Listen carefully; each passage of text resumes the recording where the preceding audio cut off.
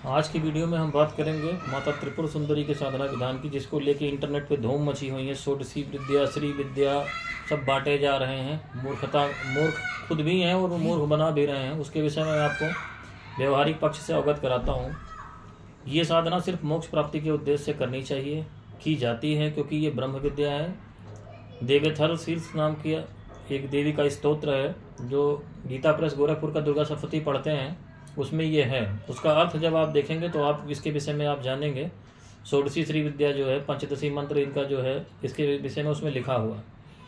ये शंकराचार्य की प्रमुख विद्या है। जगत गुरु शंकराचार्य जो थे, उन्होंने सौंदर्य लहरी की रचना करी थी माता त्रिपुर सुंदरी की।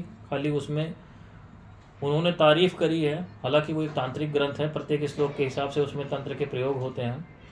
तो प्रमुख साधकों में आप उनको मान सकते हैं। उनके बाद बहुत सारे साधक हुए और उनका उद्देश्य आप देख लो कि उनका उद्देश्य क्या था। शंकराचार्य को कौन से धन की जरूरत थी, कौन सा तांत्रिक बनना था। तो यहीं से आप अपनी बुद्धि से सोचो। जगत गुरु शंकराचार्य की ये विद्या है, वही श्री विद्या के प्रमुख उपासक हैं। और ये पूर्णतः सात्विक साधना, जैसे मैंने लक्ष्मी जी की साधना बताई वैसे ही ये साधना है। साधना काल में जितने लाख मंत्र का जप है, इसमें मैं आपको संख्या भी नहीं बताऊंगा, क्योंकि ये इतनी गोपनीय विद्या है कि इसकी चर्चा ही नहीं कर सकते हैं कि इसके बारे में कुछ। बस साधकों को विधान इसलिए बता देते हैं कि वो कहीं से भटके ना। पूरे साधना काल में लक्ष्मी जी की साधना के तरीके से मीट, मछली, अंडा, कच्चा लहसुन, प्याज, तंबाकू, गुटखा बिल्कुल नहीं खाना है। ये स्ट्रिक्ट परहेज है। और साधना पूरी होने के जितने भी लाख का जप है, उसका दशांश हवन और आशीर्वाद जप होने के बाद 60 दिन तक कुछ नहीं खाना है। ये सब छोड़ के रखना है आपको। साधना में श्री यंत्र इसमें आवश्यक होता है। लक्ष्मी प्राप्ति से इसका कोई चक्कर नहीं है कि आप लक्ष्मी प्राप्ति के लिए करें। उसके लिए कमला महाविद्या की साधना आपको बता दी गई है। और इसमें सबसे बड़ी बात यह है कि इसमें भगवती अपने साधक का चुनाव खुद करती हैं। ऐसा कहा जाता है कि जिसका अब आखिरी जन्म हो, अब उसके आगे जन्म मरण के बंधन से उसको मुक्त होना हो, उसी को श्री विद्या दीक्षा मिलती है। जो सही श्री विद्या दीक्षा मिलती है कि जिसकी आप साधना कर सकते हैं। बाकी बेवकूफ़ बनाने के लिए तो अपने तो जन्म जन्मांतर खराब करेंगे ही, आपके भी खराब कर देंगे। तो उसकी तो मैं बात नहीं कर रहा हूँ। वो तो पूरा देश इस समय डूबा हुआ। ये तो एक धंधा हो गया। दो चीज़ें बिक रही हैं इंटरनेट पे, एक श्री विद्या साधना, एक महाअवतार बाबा जी। ये ऐसे बेचे जा रहे हैं जैसे प्रोडक्ट के तरीके से। इसीलिए इसको आपको समझाने के लिए मैं बता रहा हूँ कि गुरु आप पे प्रसन्न हो। और उससे भी आवश्यक ये कि आपके देवी के साधक रहे हों, जिसमें 9,99,000 मंत्रों का जप, 101 पाठ, 108 पाठ दुर्गा सप्तशती का। ये तो प्राथमिक आवश्यकता हो कि आपने कर रखा हो। उसके अलावा कोई एक बड़ी साधना और देवी की कर रखी हो, या तो पिछले जन्मों के कर्म आपके इस तरीके से हों। और इन सबसे भी अहम बात ये हो कि आपने देवी से सच्चे मन से प्रार्थना कर रखी हो कि मैं जन्म मरण के बंधन से अब मुक्त होना चाहता हूँ, मोक्ष की कामना करता हूँ।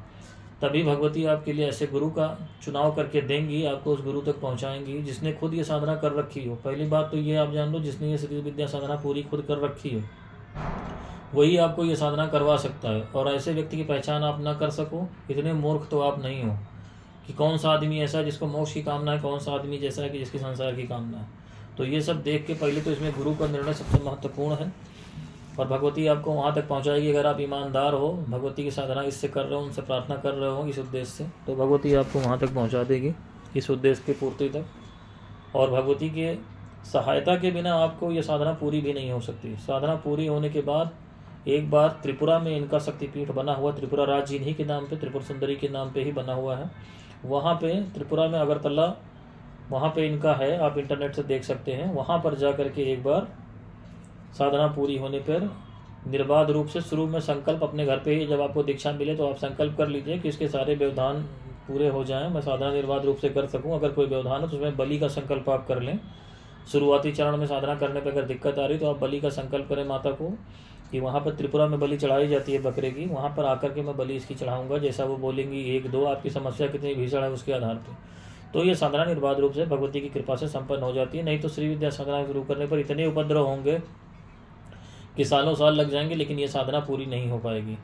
तो ये इसका एक मैंने जनरल आपको विवरण दिया। बाकी आपके भाग्य में हो और आपका समय आया हो संसार से छूटने का, उस मार्ग में परमात्मा ने आपका चुनाव किया हो, तभी श्री विद्या की दीक्षा मिल सकती है। बाकी लोग श्री यंत्र कर ला करके घर में पूजा कर रहे हैं और पूजा सिखा रहे हैं, ये तो मूर्खों के मतलब पूरी जमात है।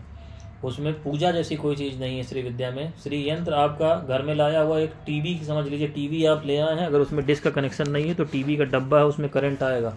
ऐसे ही श्री विद्या में श्री यंत्र की महत्ता है। जब श्री विद्या साधना पूरी हो जाती है तो साधक गुरु के निर्देशानुसार उस श्री यंत्र में उस ऊर्जा का संचार करता है, जो साधना उसने करी है उस ऊर्जा का संचार, तब वो श्री यंत्र जागृत होता है पूरी साधना पूरी होने के बाद। इससे ज़्यादा अब इसमें कुछ बताने की आवश्यकता मुझे नहीं है। जिसके भाग्य में आप में से होगा उसको योग्य गुरु मिलेगा और वो ये साधना कर पाएगा। तो आप कहीं फंसे नहीं, इसके लिए आपको इस विषय में मैंने इतना बता दिया। आज की वीडियो में इतना ही। बाकी कुछ जानना चाहें तो आप व्हाट्सएप पे संपर्क कर सकते हैं। हरिओम तत्सत।